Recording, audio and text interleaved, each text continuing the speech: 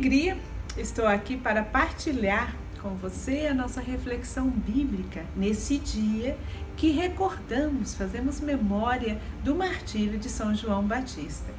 João Batista, o maior dentre os nascidos de mulher, conforme o elogio de Jesus, tem duas festas na liturgia. A festa do seu nascimento, que nós então celebramos no dia 24 de junho, e a memória do seu martírio, que vamos recordar no dia de hoje. O relato da morte de João Batista nós encontramos no texto do Evangelho segundo Marcos, capítulo 6, dos versículos 17 ao 29.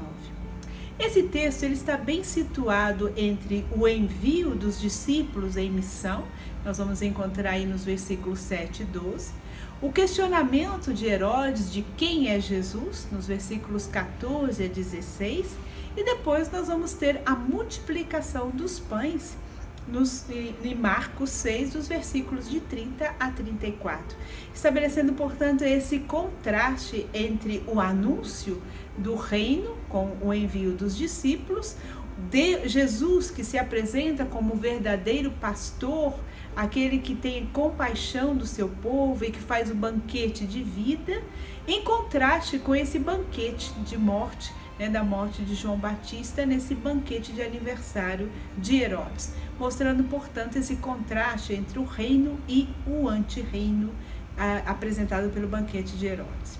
Bem, Herodes Antipas, ele nasceu no ano 20 antes da Era Comum, é filho de Herodes Magno, era o governador do território da Galileia e da Pérea após a morte de Herodes Magno.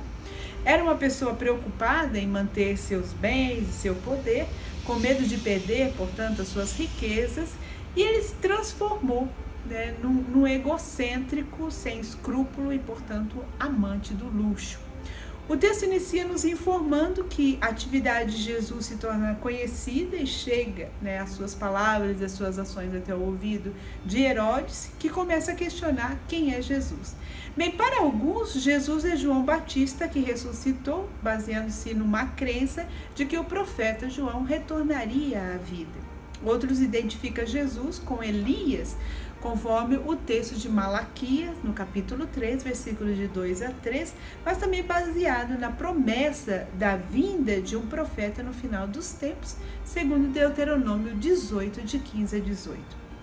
Então, diante dessa discussão, temos a opinião de Herodes, que confunde Jesus com João Batista, a quem ele havia mandado cortar a cabeça, e ele tinha medo que ele tivesse ressuscitado.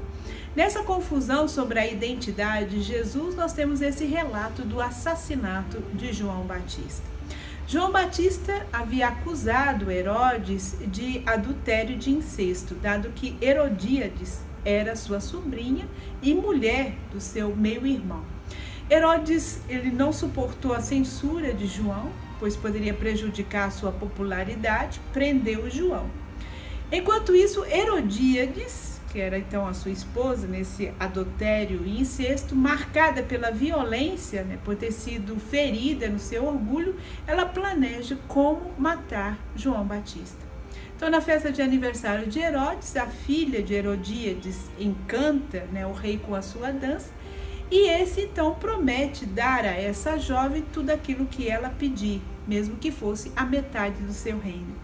Com essa frase, nós recordamos também a história de Ester, que diante da promessa do rei, pede a vida do seu povo. E essa jovem pede a morte do profeta João, manipulada por Herodíades, sua mãe, que aproveita, portanto, da fragilidade do rei e também de sua necessidade, a necessidade do rei de mostrar o seu poder, e também do costume da época de não recusar os pedidos feitos pelas mulheres no banquete. Então, apesar de Herodes ter uma admiração por João e temer também a população que admirava João, ele pede para decapitá-lo. E o sangue derramado do mártir João se transforma em testemunho e também uma antecipação do martírio de Jesus Cristo. Diante dessas personagens, nós percebemos duas atitudes contrastantes.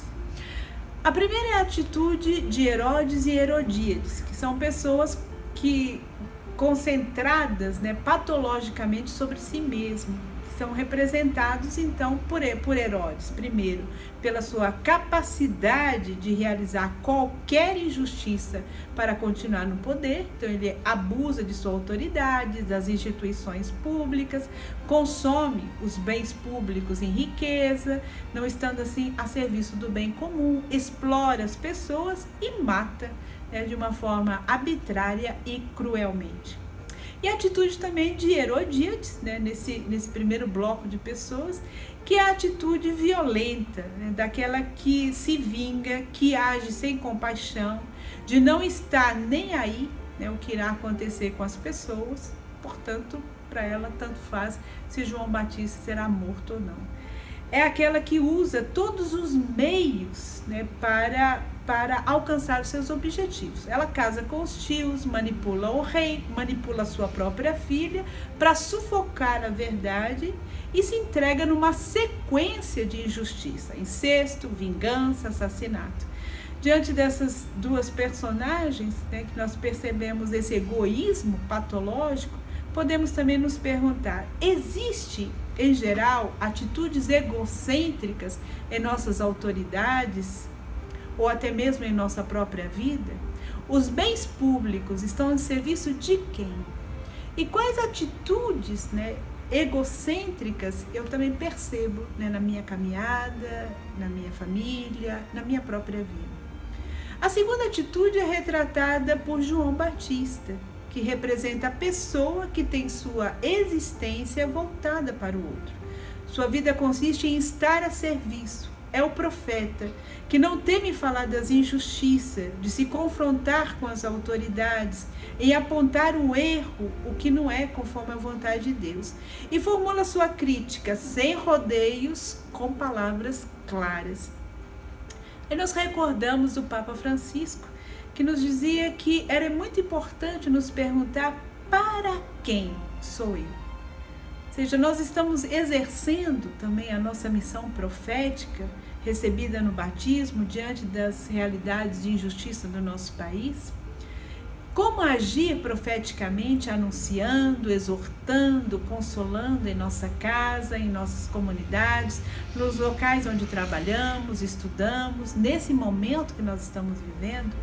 E também como discernir qual é o momento exato, né, de consolar, de anunciar ou denunciar. Porque às vezes é o momento de denunciar e a gente está aí, né, passando a mão na cabeça, ou seja, consolando.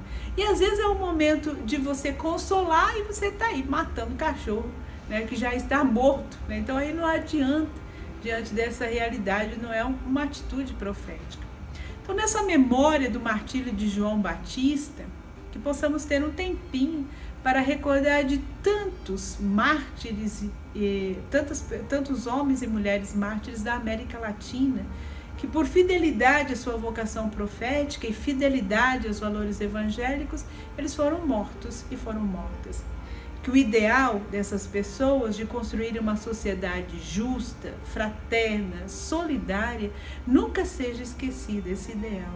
E que esse ideal seja acalentado, sonhado e construído por nós, que somos chamadas a exercer a nossa missão, né? A missão que recebemos no nosso batismo de sermos profetas e profetisas. Que assim seja.